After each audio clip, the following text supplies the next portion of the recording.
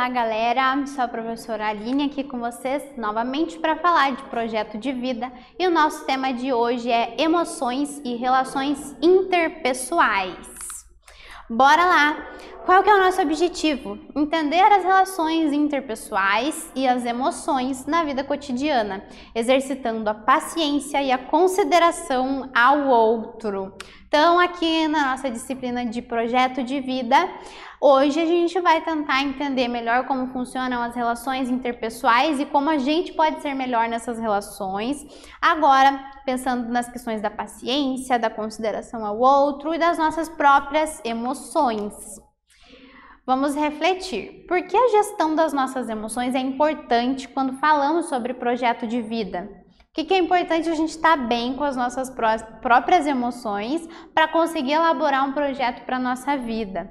O que queremos para o nosso futuro está diretamente relacionado a como nós cuidamos de nós mesmos, como está a nossa saúde mental e as nossas emoções, certo? E nesse nosso projeto de vida também, nós vamos estar nos relacionando com outras pessoas o tempo todo e a gente depende de uns dos outros para chegar em algum lugar. Então vamos lá. O que é essa gestão da emoção? A gestão da emoção promove os mais diversos tipos de desenvolvimento, com destaque para os voltados a habilidades intelectuais, pessoais e profissionais. Então, se a gente consegue gerenciar as nossas emoções, a gente vai ter benefícios aqui nas nossas habilidades intelectuais e nas relações pessoais e profissionais. Então, gerenciar melhor as nossas emoções vai auxiliar muito no nosso sucesso, no nosso desenvolvimento pessoal. A gestão da emoção equipa o eu para ser líder de si mesmo. Então, se a gente consegue controlar as nossas emoções, nos controlamos, nos direcionamos melhor. Leva a desempenhar com eficiência seus papéis nas diferentes esferas da vida em sociedade. Então, se a gente consegue controlar melhor essas nossas emoções, automaticamente vamos melhorar as nossas relações, o nosso eu, a nossa performance nas diferentes esferas. Conseguimos controlar as emoções, temos uma vida profissional melhor, somos profissionais melhores, mais eficientes e assim em todos os aspectos da vida, né? Você pensa antes de agir ou você age por impulso? Essa perguntinha vai direcionar agora uma grande dica aí na nossa gestão da emoção. Então, você acha que normalmente você pensa bem antes de tomar uma atitude, uma decisão, ou vai no impulso, vai na louca? Para refletir sobre essas questões, vamos recorrer à obra Gestão da Emoção. Olha só. Um dos maiores best-sellers do escritor brasileiro Augusto Cury. Já ouviram o nome desse carinha por aí? Ele é bem famoso, é um psiquiatra que auxilia em muitas dessas discussões sobre gestão da emoção. Tem um livro super famoso também, mais de narrativa, literatura, que é O Vendedor de Sonhos, né, dele, bem conhecido. E essa obra dele vai nos ajudar a entender sobre como funciona essa gestão da emoção. Uma frase dele diz o seguinte: ninguém pode ser um grande estrategista capaz de elaborar projetos que se sustentem a médio e longo prazo se reagir por instinto, impulsivamente, se viver aprisionado pelas armadilhas mentais.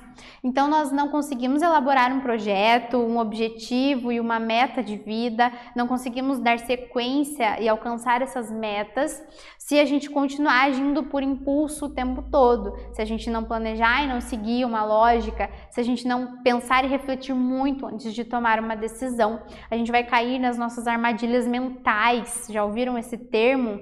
É quando nós mesmos colocamos alguns pensamentos tóxicos, algumas atitudes improvisadas ou repetitivas que nos impedem de fazer alguma coisa da vida. Uma das armadilhas mentais é aquela coisa de se sentir inferior, a síndrome do impostor, não consigo, não vou tentar porque eu não consigo. Aí quando a gente tem um planejamento, alguma coisa dele dá errado, a gente desiste de tudo. Isso não nos leva a lugar nenhum. E é isso que esse livro vai tentar trazer pra gente, essa ideia da gestão da emoção. É preciso praticar diariamente a habilidade de pensar nas consequências de nossos comportamentos. Muito importante a gente pensar onde vamos chegar de acordo com aquele comportamento, quais vão ser as consequências, vão ser positivas, vão ser negativas, quem vai estar afetando o nosso comportamento. Outro ponto que devemos problematizar é o uso das respostas imediatas e das atitudes impensadas. Refletir antes de agir é uma importante maneira de melhorar nossas relações interpessoais. Alguns de nós, e por exemplo eu mesma, muitas vezes está ouvindo alguma coisa e já tenta interpretar qual que vai ser o resultado daquela fala, já estou pensando numa resposta, não deixa a pessoa terminar de falar e quero falar uma resposta imediata. E isso nos prejudica muito. A gente precisa melhorar nisso, de pensar antes de agir, pensar muito bem antes de tomar uma decisão, porque é óbvio que se a gente pensar, a nossa decisão vai ser muito melhor. Relações interpessoais. Para ser forte, não é preciso mostrar força física, e sim competências intelectuais e socioemocionais. Não é gritar para expor seu ponto de vista, mas expor seus ideais de forma branda. Então, quando a gente fala dessa força aqui, não é literalmente uma força física, tipo, você precisa arrastar um guarda-roupa, precisa de força literalmente.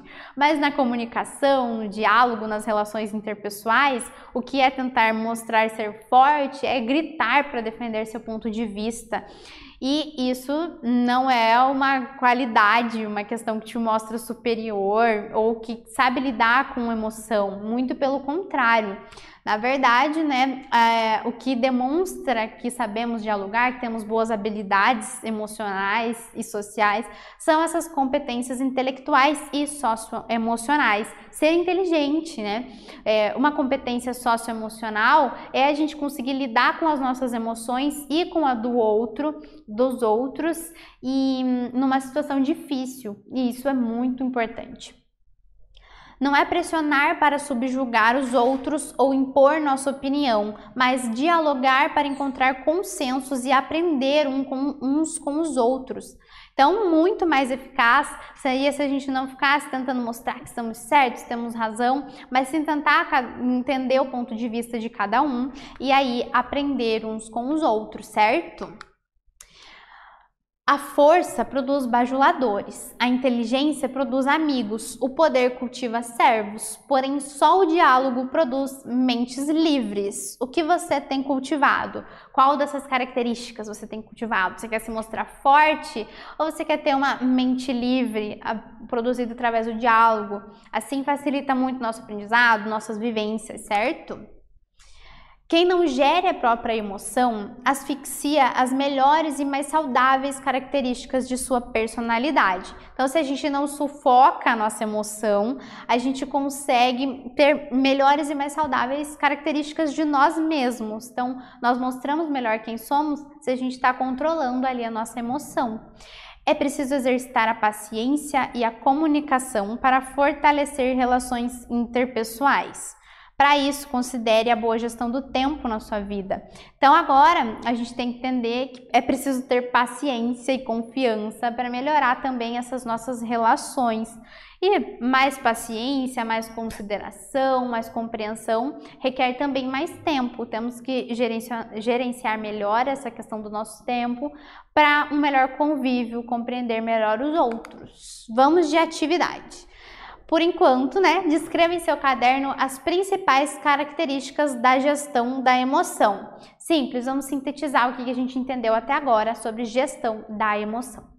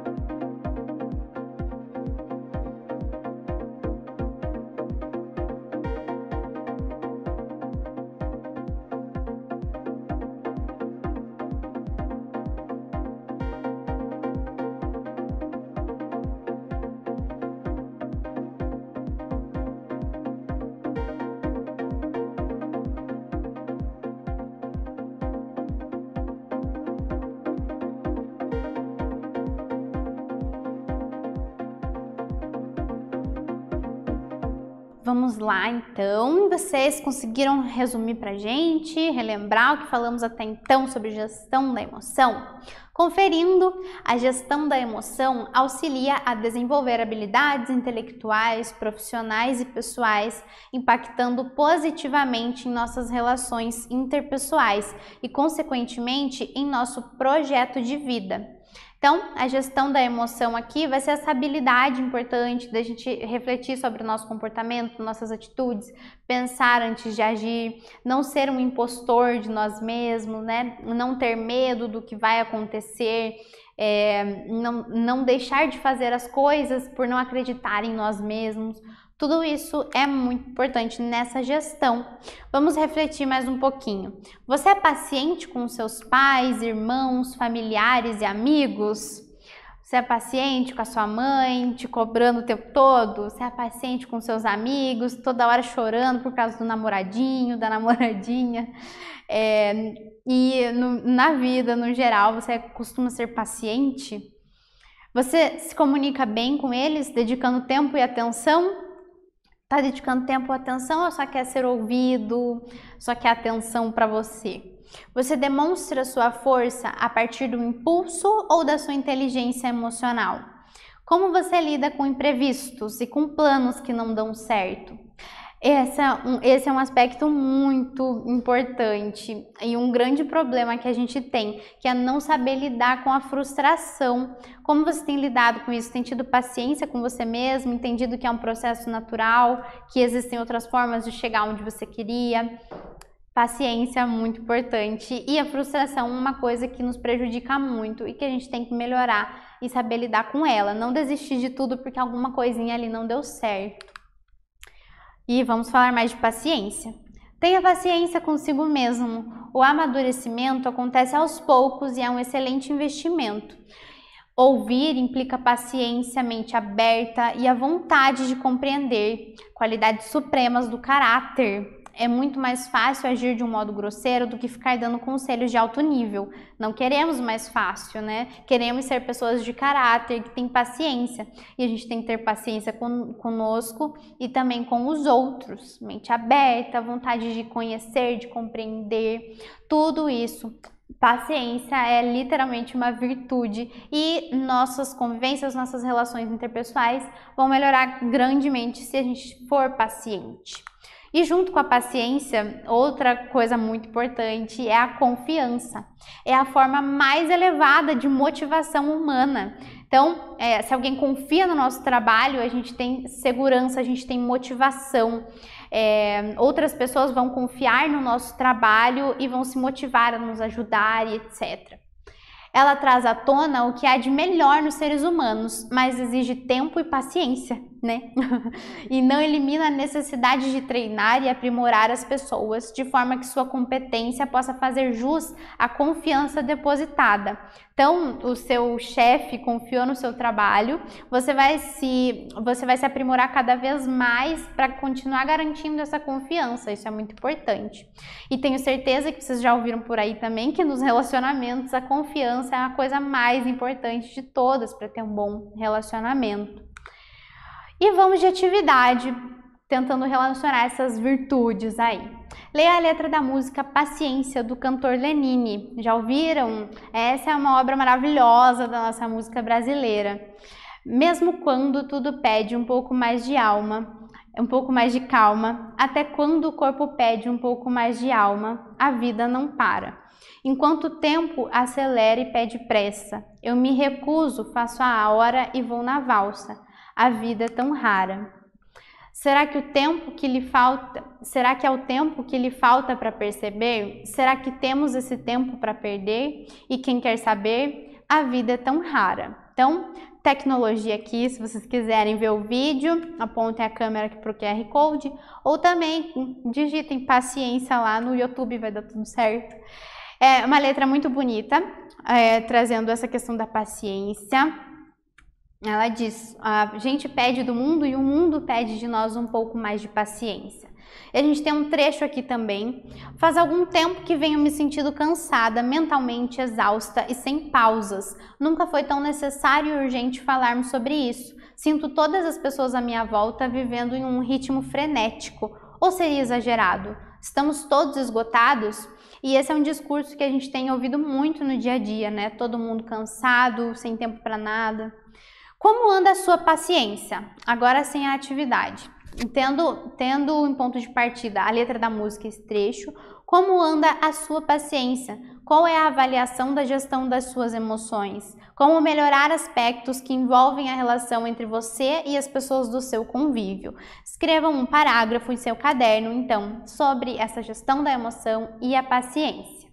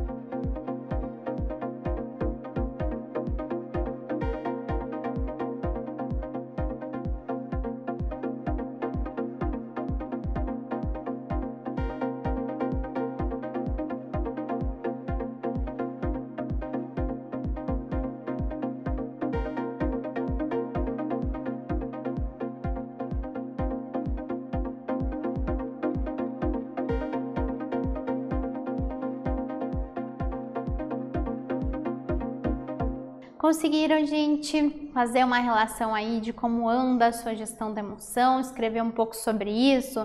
Se emocionou nesse processo? Como que anda a sua paciência? A resposta é pessoal, novamente, deve levar em consideração esses conceitos da aula.